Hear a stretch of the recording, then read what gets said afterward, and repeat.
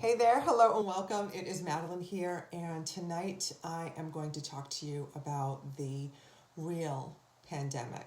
Okay, so we know that COVID is the underlying pandemic, but in my opinion, the real pandemic is fear, and that it's fear that has been driving us to such extreme behavior, right? Which fear often does.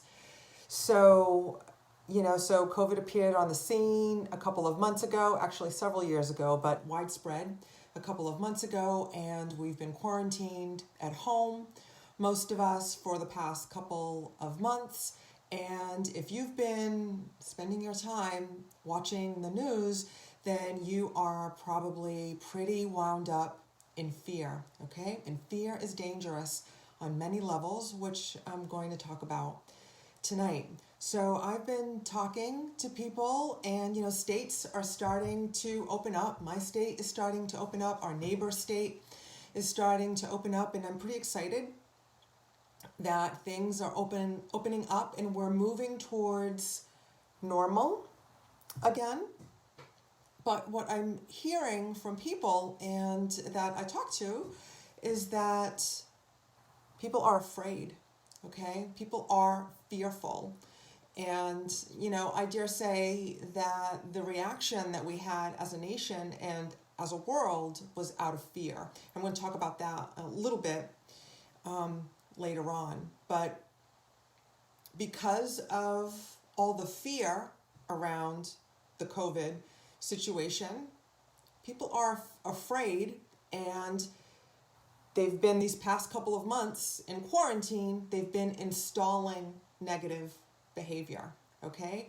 So, and what does that mean, right? So, hand washing and, staying away from people who are sick, keeping your distance from people who are sick, staying home if you're sick, that is normal, but incessantly washing your hands, sanitizing your hands, being afraid to be near or touch someone whom you don't know is sick, that's negative behavior, okay? And the situation has forced many of us to install that situation, to install those negative habits, right? Just think back a couple of months ago. That wasn't normal behavior, right? That's never normal behavior. And now, as things open up, people are afraid to go back to work, right? I'm talking to people like, I don't want to go back to work. There's going to be other people there.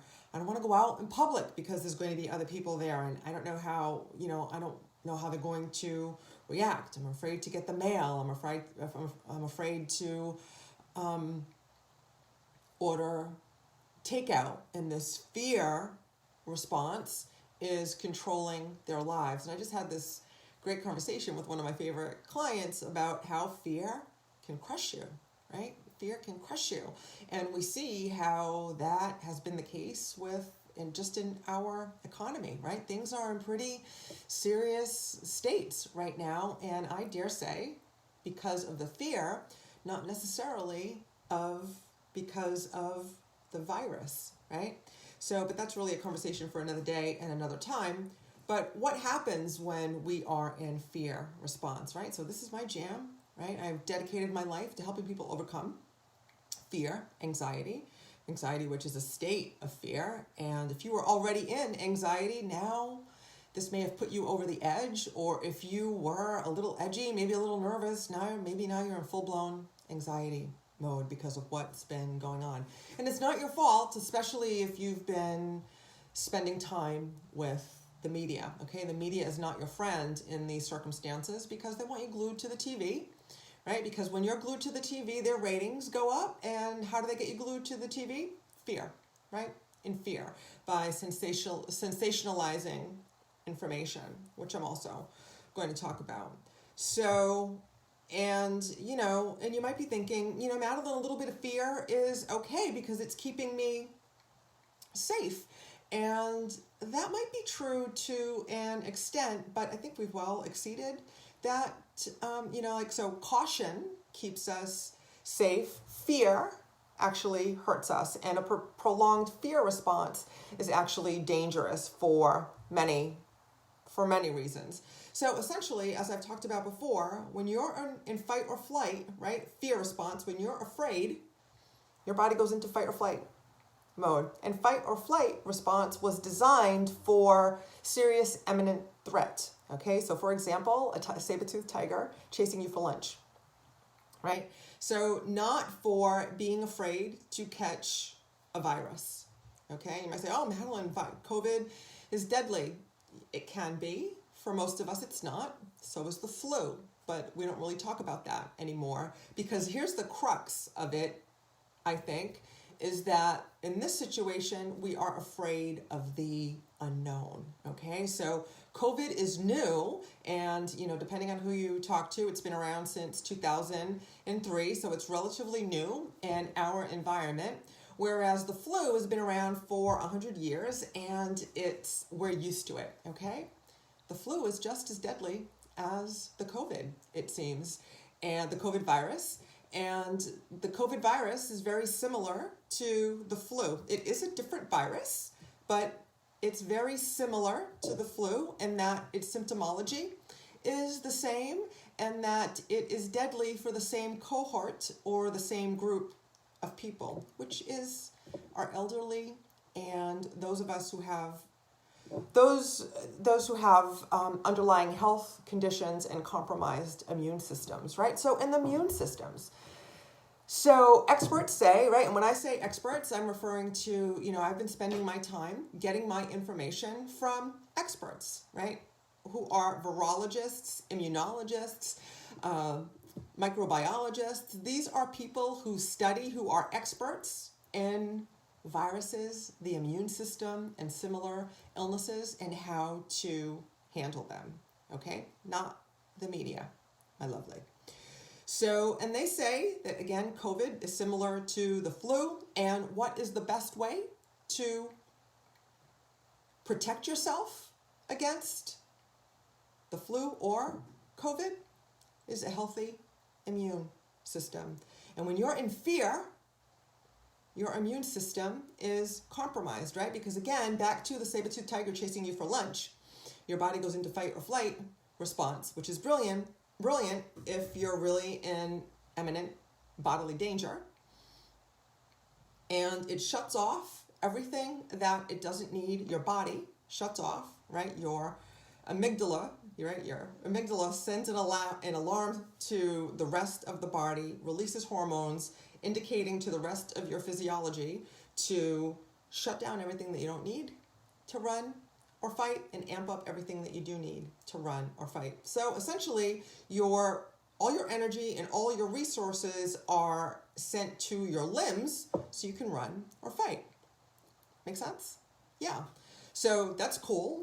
Everything else is shut off. Okay, everything else starts to shut down. Your digestive issues, your digestive tract starts to shut down because you don't need to digest food if you're going to fight a tiger. Your thinking capabilities your memory, that starts to shut down because you don't need to remember facts or be able to process information or solve a problem other than how you're going to fight the tiger, right? That's right. Your blood pressure builds up, your blood gets thicker, and in case you bleed out, and your immune function is turned off, right? Because you don't need to be fighting a cold if a tiger is going to get you, right? That's right. So again, experts say that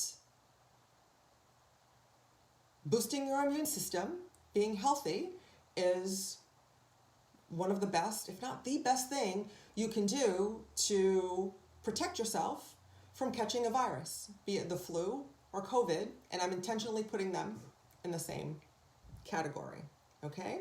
So I don't want you to be afraid, okay? So how do you combat this? I have some steps for you, right? So essentially, again, we are afraid of the unknown, right? Even though COVID is a lot like the flu and all of its important attributes, it's like the flu. Again, we know the flu, right? We're used to the flu. The flu is familiar, so it doesn't generate fear in us. COVID, the COVID virus, is unfamiliar. So it created a sense of fear, and the media perpetuated that fear. And perhaps the government did as well. But that's a conversation for another time and another platform. So what can you do to mitigate the situation so you can start to come to peace, right? Things are going to open up again, and I want you to be able to return to your life and your normal activity and feel good about it, right? And start living life again. And hopefully you've used this time to improve yourself, but if not, there's still time for that. You can still turn things around wherever you are in your journey. You can still turn things around and come out of this better than you were before. Okay? So when you're dealing with the uncertain, with the unknown, what could you do to make yourself, right? The unknown is scary, right? I'll acknowledge that. I appreciate that. The unknown is scary. So what can you do? You can focus on what you know for certain. Okay? What do you know for sure? And that means look at the data, not the drama. Again, turn off the news. Maybe get the data yourself that you need, and or talk to or watch, take in content, right? Like this. I applaud you for taking in content like this. Or watch experts who are just sharing the data without the drama. Does that make sense? Okay, like I just did, right? COVID and flu are very similar in nature. They have similar symptoms and harmless, right? An annoyance for most of the population, right? So well above 90% of the population, experts are saying, and unfortunately deadly for our most vulnerable population, which are our elderly and our already ill. Okay, so does that mean we ignore them? No, of course not. That means we focus our caution where it belongs, right? Our vigilance where it belongs, which is with that population, again, the elderly and the already ill, right? Who have underlying health conditions, compromised immune systems, and the rest of us can be cautious, right? Just be cautious and wash your hands, stay away from people who are sick, and go outside and reap the benefits of the sunshine and Mother Earth, which will help boost your immune system, okay? Number 2 is focus on what you can control. What can you control? What you focus on, right? So that's one of the things that we control, where you put your focus. Again, I applaud you for taking in content like this. Take in content that is informational, helpful, but not volatile, not inflammatory, not designed to send you into fight or flight response. So you'll stay glued to the television. Does that make sense? Okay, right? And then once you determine where you put your focus, you can also determine what those things mean, right? What meaning we give things. So, I've just given you a whole new meaning, right? Or potentially a whole new meaning around the whole COVID situation. And what's the real pandemic, right? The real pandemic is fear. And once we get our fear in check, I believe that we'll be able to get our lives back to normal, our businesses back to normal, our hospitals back to normal, our country, our world back to normal. Okay, so which brings us to my third step is, what do you do with the information, right? This is how we deal with the unknown. Again, what do you know for certain?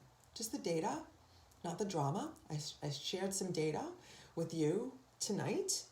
And where you're going to put your focus, right, on the things you can control. What can you control? You control what you put your focus and what you make things mean, okay? And you can control your own activity. And you can decide whether you're going to be in fear, or if fear crosses your path, what you're going to do with that fear, right? So everyone has fear. Everyone gets fearful. When I first learned of the situation, like everyone else, I was fearful too, but then I did these things. I got the facts, I got the data, not the drama, and I'm focusing on what I can control and what I made things mean.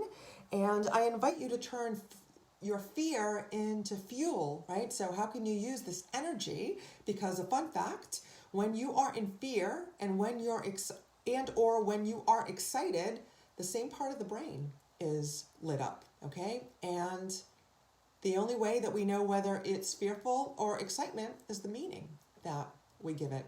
So what are you going to make things mean, and what are you going to do with the fuel? Are you going to let it paralyze you and crush you? Or are you going to use it fuel for you to grow and come out on the other side of this better than you were before? And either way, right, whether you are paralyzed with fear, feeling really fearful and anxious about what's going on and the world opening up again, or whether you are ready to rock and roll and get back at it and still looking for 2020 to be the best year ever, I invite you to get help, right? Talk to an expert, talk to someone who can help you with that. And I invite you to schedule a call for calm with me by going to MadelynCorrea.com/call. And we can talk about where you are on the spectrum and how we can get you out of fear, or turn out of fear and into peace and calm, or turn your fear into fuel so you can grow and learn how to turn on your calm response at will, at a regular basis, quite frankly, okay? So if that's speaking to you, if that's calling you, I invite you to schedule a call for calm with me. It's completely complimentary, and you do that by going to MadelynCorrea.com/call. I'll drop the link in the comments below, and let me know what questions you have. I hope this serves you, and I'll look forward to seeing you in the next video. And until then, I will see you in the gap. Namaste. Be blessed. Mwah.